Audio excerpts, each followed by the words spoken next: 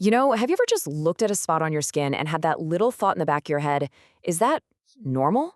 It's a simple question, but man, answering it correctly is so important. Look, we all have spots, moles, blemishes, little irritations.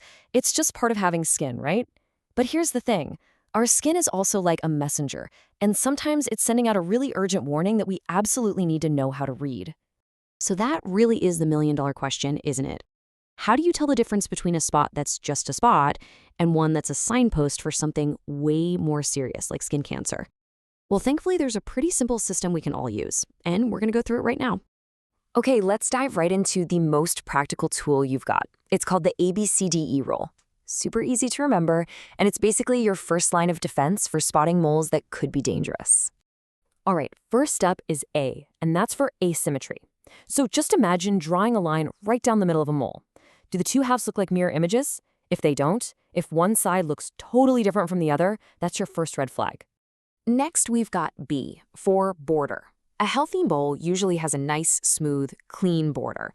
But if you see edges that are kind of ragged or blurry or notched, the outline just doesn't look sharp, that's a sign to pay attention to. And C is for color. Now, most harmless moles are just one solid shade of brown. The warning sign here is when you see a mole with a bunch of different colors. We're talking multiple shades of brown, tan, or black, or even little splotches of red, white, or pink. Uniform color is what you want to see. D stands for diameter.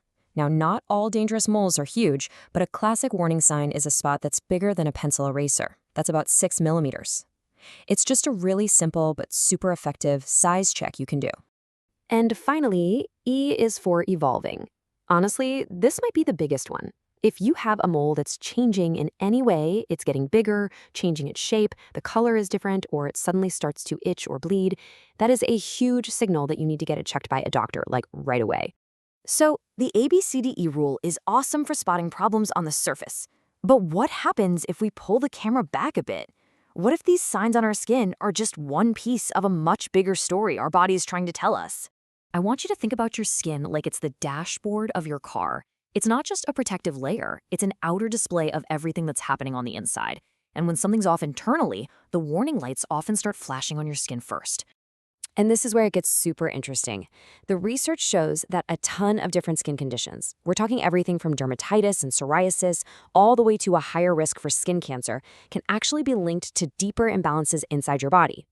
Just take a look at these two pictures. So on the left, you've got something often called chicken skin. Its technical name is hyperkeratosis pilaris. And on the right, you have xerosis, which is basically just really dry skin. Now, they look totally different, right? But what's fascinating is they can often come from the exact same root causes. So here's the big takeaway. These problems on the outside are often just signals for what your body needs on the inside. The source material links these skin issues directly to not getting enough of certain key nutrients, things like vitamin A, vitamin D, zinc, and those incredibly important essential fatty acids. This whole idea of connecting the dots, of looking past the symptom to find the real root cause, is at the heart of a really powerful way of looking at health. It's almost like having a blueprint for your own body. And the guiding principle behind it all is so simple, but it's also profound. It's not about just slapping a Band-Aid on a symptom. It's about asking, okay, what's getting in the way of my body working right?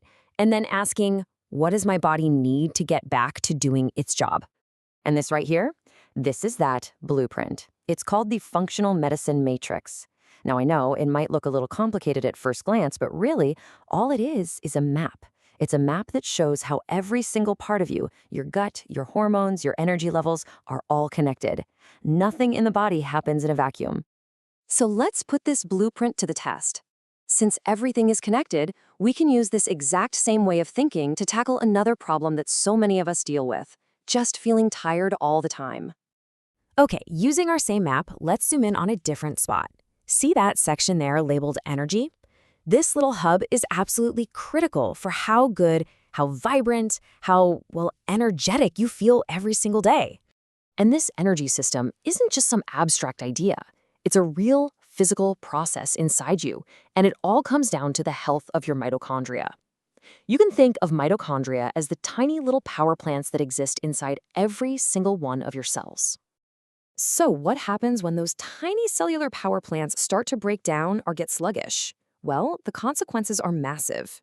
This is directly linked to things like chronic fatigue, fibromyalgia, sleep apnea, and even something called sarcopenia, which is where you start to lose muscle as you age. So we've basically traveled from a single spot on your skin all the way down to the tiny energy factories inside your cells. The big question now is, what on earth do we do with all this information? And if you take away only one thing from this, let it be this. Feeling exhausted day in and day out is not normal. It is not a requirement for being a modern adult. It is a sign, a warning light, just like that evolving mole, that one of your body's most fundamental systems needs help. So I just want to leave you with this question. What if the real answer to that deep, crushing fatigue isn't just another cup of coffee or try and force yourself to get one more hour of sleep? What if the real key is to go back to that blueprint and fix your cellular energy from the ground up? Please, don't just accept being tired as your new normal. Dr. Hiro has a specific protocol designed to fix this very problem. To see how it works, you've got to check out the link in the description and get his free cellular reset briefing. It really is your next step.